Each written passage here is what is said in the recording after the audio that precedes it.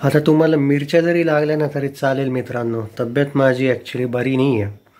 नाही तर मी इतक्या जोशामध्ये याचा ट्रेलर रिव्ह्यू केला असता. काल ट्रेलर आला आहे. खरा ठाकरे जर कोणी आहे ना तर राज ठाकरे. हां, तुम्हाला मिरच्या लागतील काहींना, लागू द्यात, फरक नाही पडत मला, कळलं ना.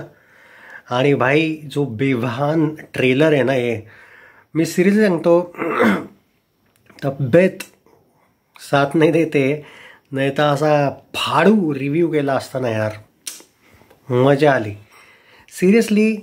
काल ट्रेलर लॉन्च वगैरे इव्हेंट होती, मी नाही फॉलो करू शकलो. मी रेअरली, म्हणजे असं कधी होत नाही की मी कोणताही ट्रेलर लॉन्च इव्हेंट वगैरे फॉलो नाही करत. इवन मुंबईत पण मी मोस्ट ऑफ द ठिकाणी जातो, इन्व्हिटेशन असतं.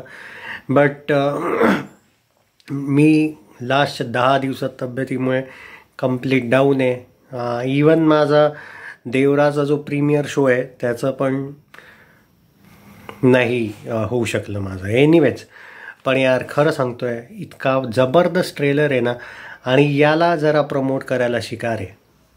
हे काय नुसत्या टाईमपासच्या love stories and all bla bla bla. इतका सुंदर ट्रेलर होता ना, म्हणजे मी सिरियसली सांगतो, मला या टॉपिक नव्हता माहिती या ट्रेलरचा, काहीच ओव्हरऑल नव्हतं माहिती. इट जस्ट दॅट की इवन मी टीजर पण याचा आला होता का नाही मी फॉलो नाही केलेलं आहे. बट जेव्हा मी आज ट्रेलर बघितलं ना, विदाऊट एनी एक्सपेक्टेशन, आणि ट्रेलर लॉन्च पण खूप जबरदस्त तरीकेने यांनी केलेला. ट्रेलर लॉन्च इव्हेंट बघितल्यानंतर मी ट्रेलर बघितला, ॲक्च्युली कालच ट्रेलर पाहिला, आज पुन्हा एकदा बघितला नंतर, कारण रिव्ह्यू करायचा होता. भाई बघू आता स्क्रीन्स किती मिळतात. हां, आपल्या मराठी चित्रपटांचा महाराष्ट्रातच एक वाईट दशा आहे एका बाबतीत, की स्क्रीन काउंट बाबतीत फार प्रॉब्लेम येऊन जातो आपल्याला. आणि आपले कारण काही बाबतीत तर मी आपल्या लोकांना क्रिटिसाइज पण नाही करू शकत, इवन त्या हिंदी लोकांना पण. का माहिती का, रिझन हे आहे की काही चित्रपट आपले असे बनतात, ते हॉरिबल असतात, तर त्यामुळे आपण कोणासाठी लढणार ना.